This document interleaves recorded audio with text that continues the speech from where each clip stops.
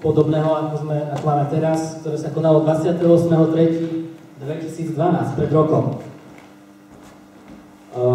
Začali sme týmto stretnutím a toto stretnutie načrtlo niekoľko tém, ktorým sme sa vlastne počas toho celého roku venovali.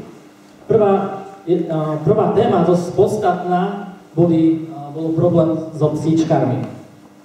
Verím, že aj ste si všimli, že na tomto mieste, na tomto sídlisku je veľa psíčkarov a je veľa psov. Nie je to nutne zlé. Problém je spolunažívanie ľudí, ktorí nie sú psíčkari, ľudia, ktorí sú dobrí psíčkari a ľudia, ktorí sú nezodpovední psíčkari. Takže prvá akcia bola 10. mája, kaviareň Dialóg. Môžem poprosiť o iný mikrofón, lebo tento vypadá. Áno, máme tu druhý mikrofón. Ja sa teraz opýtam niekoho. Maťko, ty budeš referovať za psíčkarov, alebo dneska ideš povedať? Maťko, dám tebe mikrofón. Kontinuuj tohto dialógu a potom následným veci Venčovisko. Ďakujem za slovo. Vlastne výsledkom tohto sedenia s kompetentnými bolo samotná výstavba Venčoviska, nájdenie miesta, realizácia,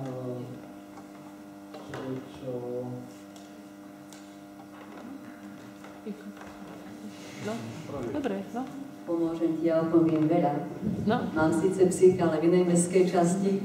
Tu nás sa nám podarilo v spolupráci s poslancami, samozrejme za hlbokej podpory, za tlaku psíčkárov samotných, vedľa Hagardhalu, ako máte ulicu Dulskú, otvoriť Venčovisko, kde sme radi privítali aj pani magisterku Staníkovú, Ondreja Babica, tých, ktorí to nakoniec pretlačili a zrealizovali. Ďakujem pekne, poďme sa posúvať.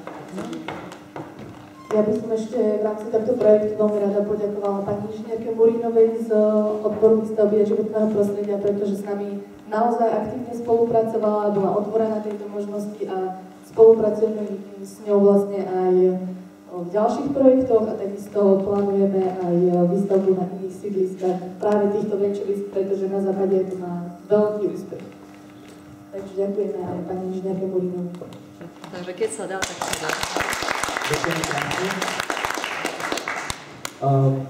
Ďalšia vec, ktorá bola načrtnutá minulý rok, bola táto, nie táto konkrétne budova, ale budova, ktorá tam ešte stojí rozostávaná. Ja chcem len rýchlo spomenúť, že občania sa zjednotili, urobili petíciu, boli nejaké oficiálne pripomienkovanie tejto stavby. A možno jedna z dve veci od pána poslanca Babica, ako je to teraz?